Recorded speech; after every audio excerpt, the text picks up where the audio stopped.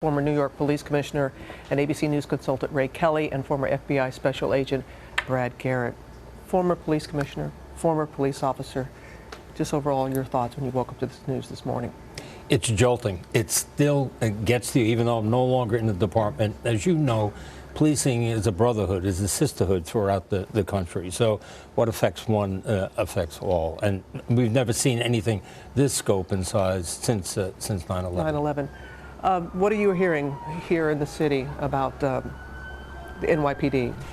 Well, the department will raise its alert level, and I think you'll see the alert level raised throughout the country. There's a lot of anxiety. Police officers want to come home at the end of their tour, and you know they have families, so they're concerned about their own safety.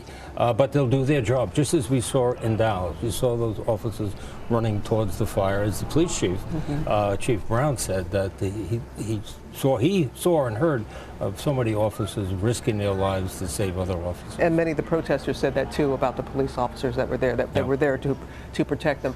Brad, what stands out to you about this seemingly coordinated attack?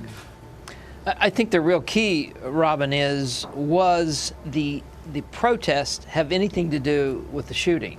Or did the shooters use that as an excuse where there would be a large gathering of officers? So that's obviously one question.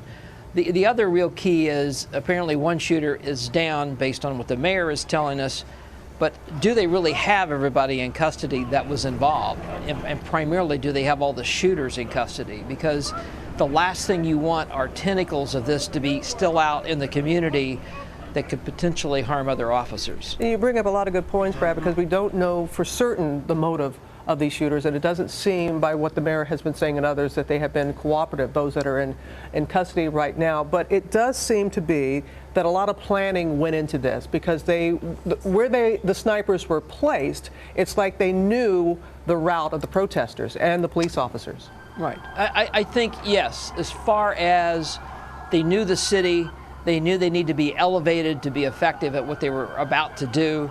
So yes, I think that part was coordinated, but this protest obviously just went together in the last several hours. So the idea that that was planned in advance, perhaps shooting police officers at some location may have been planned in advance. We'll have to see how that unfolds. Yeah, we will have to see how that unfolds. And Ray, the officers, authorities there, doing the best job that they can under some really trying circumstances right now. If you're the police chief, what's going on right now? What are you doing? Well, you want to make certain that this individual who is dead is identified as quickly as possible. You want to get a warrant. You want to go to his house. You want to get his phone. You want to know who his acquaintances are. You want to do everything you can to make certain that this is not part of a larger scheme or a plot. Obviously, there's a lot of moving parts here. The chief has to be very much concerned about the families of the deceased and wounded officers, the mayor as well. Just so many unanswered questions. Yeah. All right, Ray Kelly, Brad Garrett, thank you both very much.